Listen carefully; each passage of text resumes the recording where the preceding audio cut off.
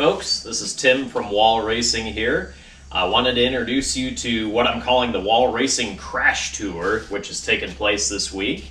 It's a series of races where I'm going to take this bad boy, the 1975 Oldsmobile Cutlass Figure 8 Derby race car, and try to attempt to run 3 or 4 different fairs around the state and do all that within a week and see how long it lasts, if I can keep up working on the thing.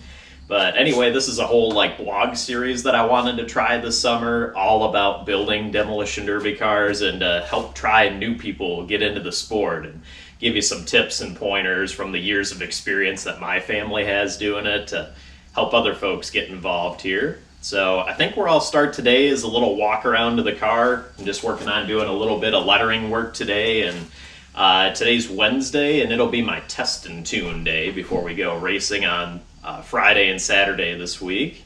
So looking to race Friday night out at Cadillac, Michigan, the Wexford County Fair. They have a figure 8 out there, which is what I originally built this car for. Compared to the competition, it's not as heavily built and maybe strong as some of the other ones are. I'll show you some of the weak points that I'm currently concerned about on the car, and we'll see how it lasts this week with a couple races coming up. And then Saturday, the day after, will be the Manistee County Fair, which you have a lot bigger track there than it used to be the last time that I ran there when this car was brand new. So I'm excited to try that out, and with it being a little bit of a larger course and this car being lighter and faster than some of the other ones, I think it'll fit pretty well for that track, but we'll see if it survives Friday to get out there. So I'll give you a little bit of a walk around to the car, see what we're working with, and let you know kind of what my plan is today for test and tune before we go racing on Friday. Okay, got the handheld out here, so we'll take a little walk around to my figure 8 Derby race car. It's a 1975 Oldsmobile Cutlass is what it started out as. Not much when I first got this car. Is literally the shell of the body and then the frame on it, and did have a rear end in it, but honestly that was about it. The rest I had to put together part and parcel. It has a Chevelle Laguna front clip on it. That's why everyone seems to think it's a Chevelle when I first get places, and Monte Carlo bumper on the front off a 76, 77, honestly just a junkyard car, and stuffed full of steel there. It's plated in 1/4-inch steel front and back. You can kind of see a little bit of that there. But a lot of them are homemade on a lot of the cars that I run against now, so it bends, but it'll hopefully make it last a little bit longer. But what we got under the hood, just built a new engine this winter, so it's a regular small block 350, but has the newer Vortex style heads on it. They have the center bolt valve covers, which is what a lot of folks mistake as Vortex heads, but one easy giveaway to identify if they're the real thing or not. They do have end markings that are kind of unique on the side. These are what they call the 906 heads that would have come off like 3/4 ton trucks. So they have kind of the little hump on there, but you'll see a little 3 sawtooth on that same spot on the ones that would have come off the 1/2 ton pickups. But one giveaway for the Vortex heads would be the bolts that hold the intake manifold on. You can notice the 2 in the middle are not there that you'd have on any other small block 95 or older. Even the TBI heads, which are center bolt, they do have those 2 in the middle. But Vortex style, they just go straight up and down rather than at an angle like they would on a old school small block, and only 8 of them on this, so just in the corners there. But that's what we got under the hood. Still in the process of kind of dialing that in. I did a little bit of work with it this week.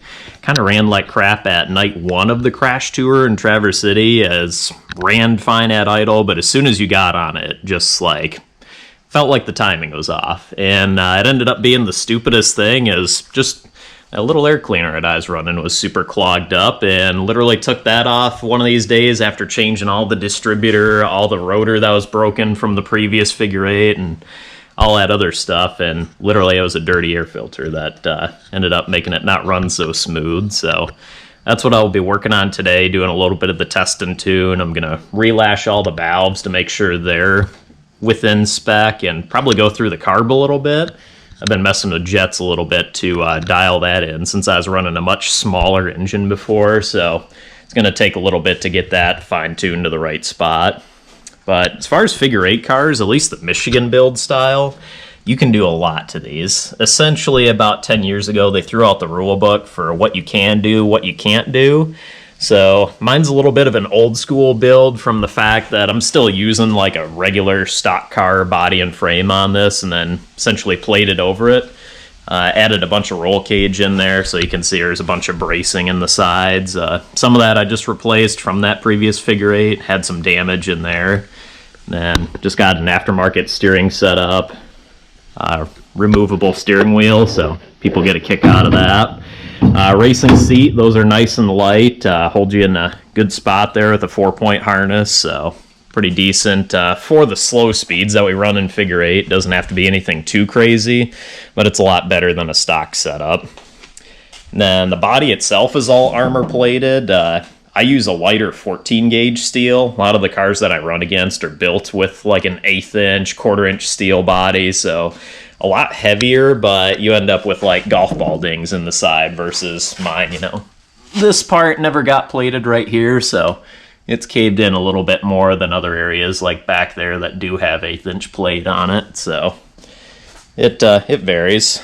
I'm going to try out some new tires for this race, so I've ran these on a demolition derby car. They're pretty common for that. They're called 550 15s, just based off the size there.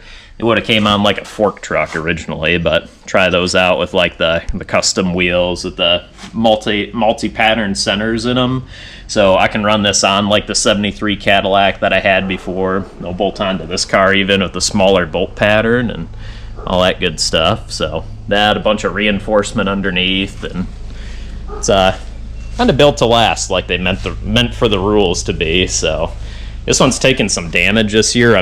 I mentioned before that it got damaged pretty good in one of the figure 8s. So this whole frame horn right here down this tube, so it should be about this angle, and it's all shifted over right now from an intersection shot that I took in the figure 8. You can see the end of the bumper is kind of bent over from where it got hit. The wheel's even leaning from the control arm being bent slightly, so it's good enough for now, but it'll get replaced once I get the parts for it.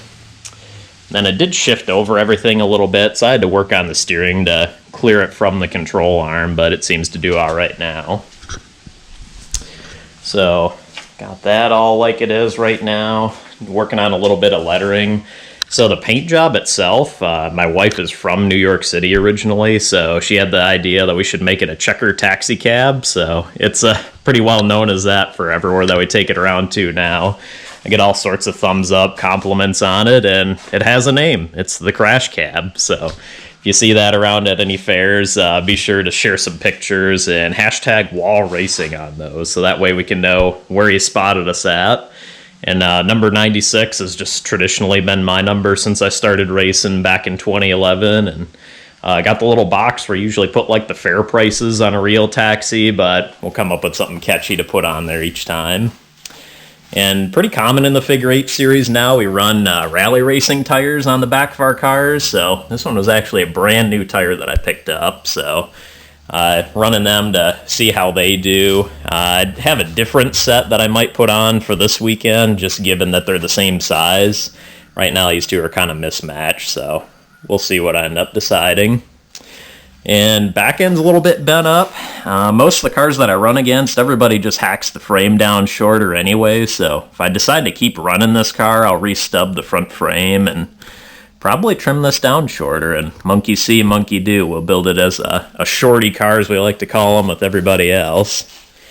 And let's see, walking around the driver's side here. Some other notable things interesting about the derby cars, you run the gas tank on the inside, so here it is right behind the driver's seat, and some of my 4-point harness here connected to the cage. But rather than the stock location for the gas tank, which would have been right here under the rear axle, you don't want it there, as you can clearly see from some of the impacts that's taken. So move it back into here for safety. It's inside of the cage with me, so it's not so likely to get hit. And then the battery's also been relocated up here, floating off the dash bar as well, so it's in a pretty safe spot. A lot of guys like to run bare wires for their ignition, so I choose to go with just a regular key instead. So pretty similar to like your passenger car on the street, just hit the key and away you go. And That's about it. That's just kind of a brief once over what this car is so far. Feel free to add a comment if you have any questions about it or anything that looks a little bit odd that you might not recognize from other Derby events you've been to, or heck, if you haven't even looked at one of these things up close before. Glad that we could give you kind of an idea of what it's all about, and look forward to some more videos as we do some wrenching stuff. And then other than that, I'll be sure to take some more in-car videos. I do have a GoPro mount inside the car, so I like to shoot those if I remember to hit the button when I pull onto the track. So look forward to that. Have a good one, everyone.